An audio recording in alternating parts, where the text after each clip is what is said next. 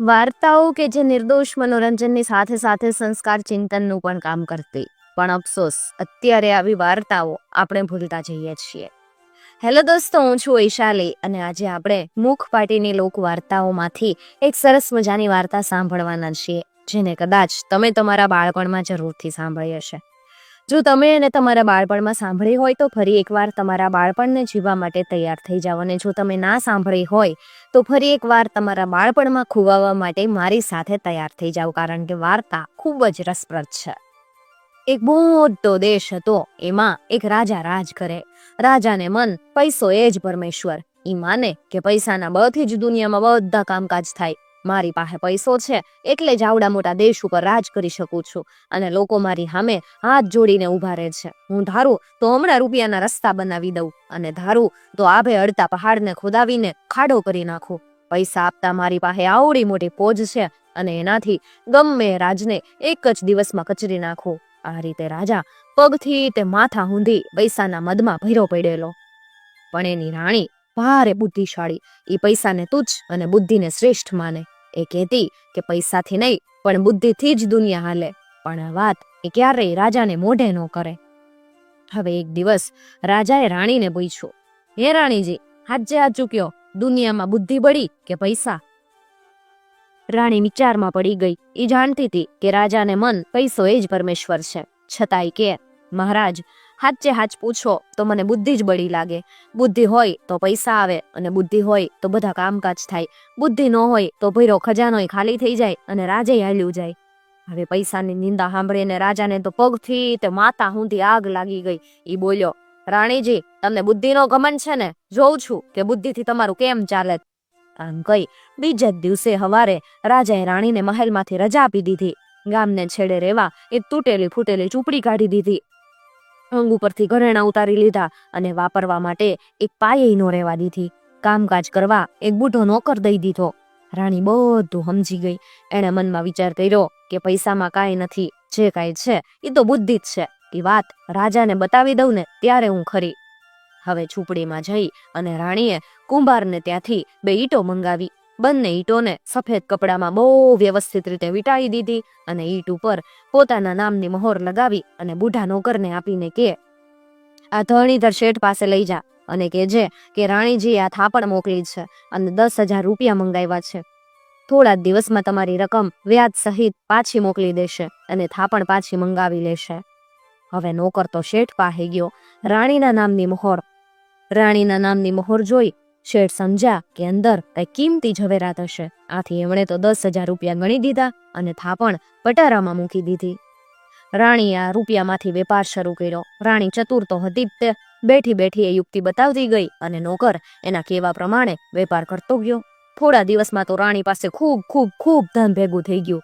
તરત એમાંથી રાણીએ 10,000 રૂપિયા ધરણીધર શેઠને મોકલી દીધા અને થાપણ પાછી મંગાવી લીધી.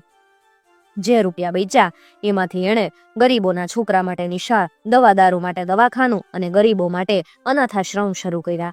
શહેરની બહાર રાણીની તૂટેલ કૂટેલ ઝૂંપડી આસપાસ તો 8 પોર અને 32 ઘડી માનવીનો મેળો જામ્યો. રાણીએ તો ઝૂંપડીને ઠેકાણે મોટો મહેલ બંધાવી દીધો.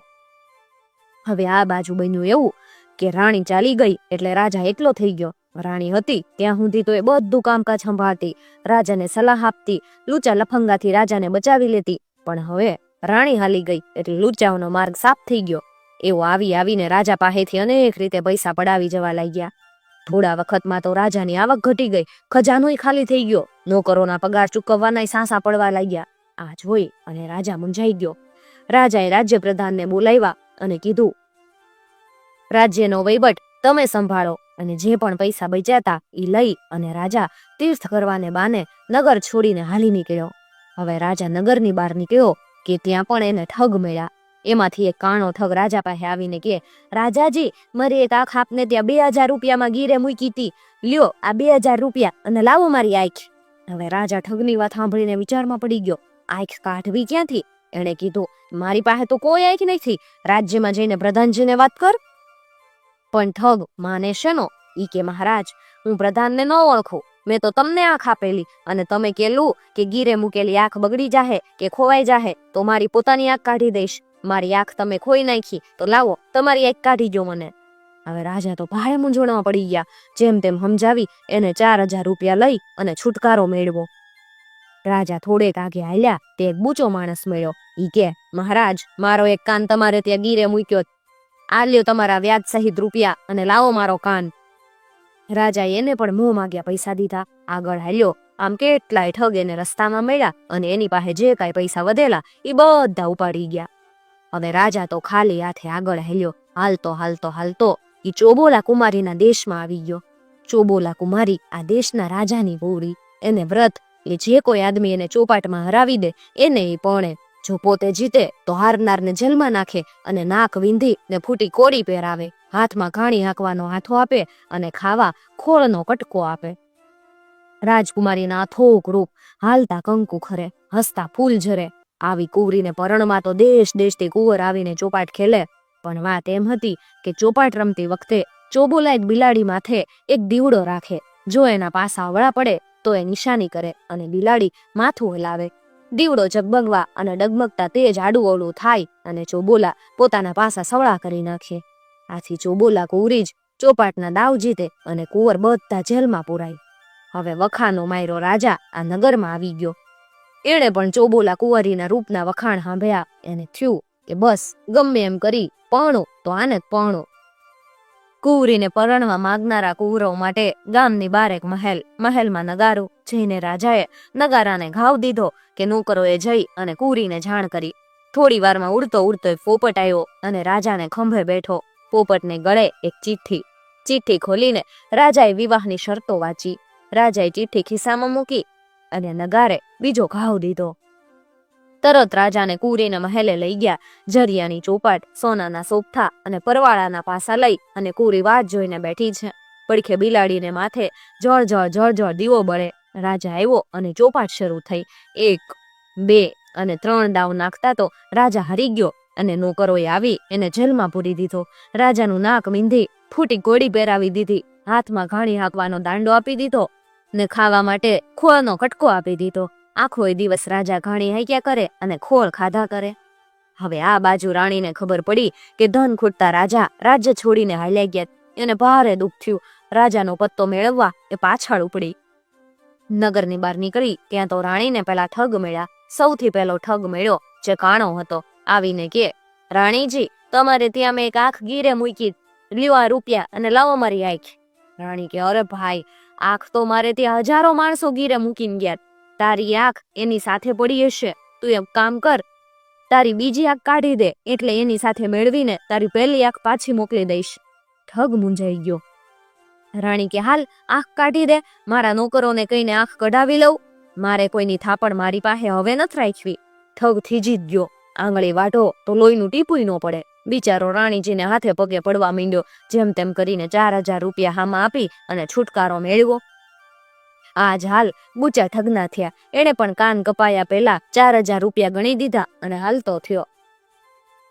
આમ કરતી કરતી રાણી ચોબોલા કુંવરીના દેશમાં આવી ગઈ. અહીંયા એને ખબર મળ્યા કે થોડા દિવસ પહેલા જ રાજા ત્યાં આવેલો અને હારી જતા જેલમાં જઈને પડ્યો. રાણીને તો ભારે દુઃખ થયું. એણે વિચાર કર્યો કે ગમે એમ થાય પણ રાજાને છોડાવું તો જ હા. થોડાક દિવસ તો શહેરમાં રહી એણે બિલાડીની વાત જાણી લીધી. એક દિવસ એણે કુંવરનો વેશ પહેરી લીધો અને સાથે એક ઉંદર લીધો. ઈ પછી એ નગરની બહાર મહેલમાં ગઈ અને નગારે ઘાવ દીધો. તરત નોકરોએ ચોબોલા કુંવારીને જાણ કરી. થોડી વારમાં તો ઉડતો ઉડતો પોપટ આવ્યો. પોપટને ગળેથી ચિઠ્ઠી છોડી અને રાણીએ વાંચી ખિસ્સામાં મૂકી. તરત નગારે બીજો ઘાવ દીધો અને થોડી વારમાં તો ચોબોલા કુંવરીને મહેલે લઈ ગયા. જઈને જોવે તો ચોબોલા કુંવરી જરિયાની ચોપાટ, સોનાના સોગઠા અને પરવાળાના પાસા લઈને બેઠી. પડખે જળ દીવડો બળે. ધીમા ડગ માંડતી રાણી આવી પહોંચી. હાથમાં ફૂલછડી છે, માથે હાર તોરા છે, પગે તોડા છે અને કંઠે તલવાર લટકે. આવા કુંવરને જોઈને ચોબોલા કુંવરી તાકી રહી. એનું હૈયું ધડક ધડક ધડકવા લાગ્યું. તો એ ચોપાટ રમવા બેઠી. ખન ખન ખન વગાડતા કુંવરીએ પાસા ફેંક્યા. 1 દાવ, 2 દાવ, 3 દાવ. કુંવરી હારવા લાગી. પોતાના પાસા આવળા પડતા જોઈ અને કુંવરીએ બિલાડીને નિશાની કરી.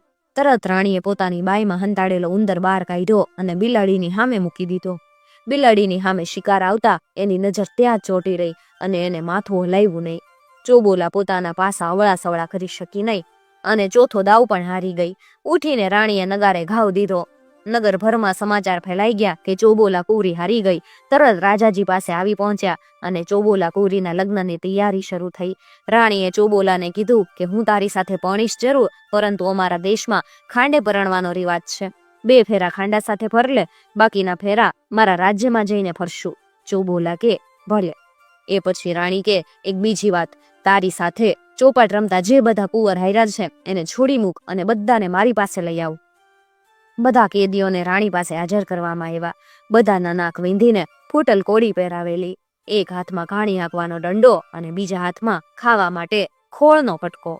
બધાને માથે હાથ વાળ વધી ગયેલા. આની વચ્ચે રાણીનો રાજા પણ ઉભેલો. રાણીને રાજાની દશા જોઈને ભારે દુઃખ થયું, પણ અત્યારે કાંઈ ન બોલી. રાણીના હુકમથી બધા કેદીઓના નાકમાંથી કોડી કઢાવી નાખી. હજામ બોલાવીને બધાના વાળ કપાવી નાખ્યા. સૌને સુંદર સુંદર કપડાં પહેરાવી ભાવતા ભોજન ખવડાવ્યા. પછી સૌને રાણીએ રજા દીધી. રાણીને ધન્યવાદ દેતા સૌ રાજકુમાર પોતપોતાને દેશ હાલી નીકળ્યા. સૌની સાથે રાજા પણ પોતાના શહેર ઉપડ્યો. રાણીએ રાજાના કાનમાંથી કાઢેલી કોડી, ઘાણીનો દાંડો અને ખોળનો કટકો પોતાની પાસે રાખી લીધા.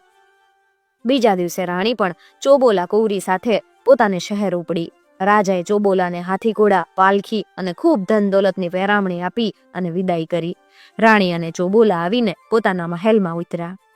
રાજા પાછો આવીને જોવે છે તો રાણીની ઝૂંપડીની ઠેકાણે આભે અડતો મહેલ ટલ્લાદે. આસપાસ અનેક મકાનો ઊભા, હાથી ઘોડા, નોકર ચાકર, કોઈ પાર વગરના. આસપાસ રાણીજી તરફથી દવાખાનું, અનાથાશ્રમ, નિશાળ એવું બધું હાલે. આ બધું જોઈ અને સાંભળી રાજા તો ચકિત થઈ ગયો. એને થયું કે મેં તો રાણીને કે પાયે નહોતી દીધી અને રાણીની પહે આટલું બધું ધન ક્યાંથી આવ્યું. પણ હજી રાજાનો પૈસાનો મદ ઉતરેલો નહીં. સાંજે રાજાએ રાણીને પોતાના મહેલે બોલાવી એને પૂછ્યું, બોલો રાણીજી, હવે તમારો શું મત છે, બુદ્ધિ બળી કે પૈસા? રાણીએ કાંઈ જવાબ ન આપ્યો. ચૂપચાપ એણે રાજાની સામે પેલી નાકમાંથી કાઢેલી ફૂટલ કોડી, ઘાણીનો દંડો અને ખોળનો કટકો મૂકી દીધા. રાજાની આંખો ઉઘડી ગઈ. રાજાએ ધારી ધારીને જોયું તો યાદ આવ્યું કે ચોબોલાની કેદમાંથી છોડાવનાર કુંવર અસલ રાણી જેવો જ હતો. એ બધું સમજી ગયો અને માથું નીચે ઢળી ગયો. હવે રાણીએ પૂછ્યું, કા રાજાજી, હવે કહો જોઈ કે બુદ્ધિ બળી કે પૈસા? રાજા બિચારો શરમાતો બોલ્યો, ક્ષમા કરો રાણીજી, મારી ભૂલ થઈ. ખરેખર બુદ્ધિ પાસે પૈસા કાંઈ નથી. બીજા દિવસે સારા ચોઘડિયા જોઈ રાણીએ રાજાના ચોબોલા કુંવરી સાથે ધામધૂમથી લગ્ન કરાવ્યા અને પછી રાજા રાણી તથા ચોબોલાએ ખાધું પીધું ને રાજ કર્યું. આંબે આવ્યો મોર, વાર્તા કેશું પોર. મિત્રો, આવી જ બીજી વાર્તાઓ સાંભળવા માટે ચેનલને જરૂરથી સબસ્ક્રાઇબ કરી અને સાથે આપેલું બેલ આઇકોન પ્રેસ કરજો, જેથી આવનાર નવા વિડીયોઝની નોટિફિકેશન સૌથી પહેલા તમને મળી શકે.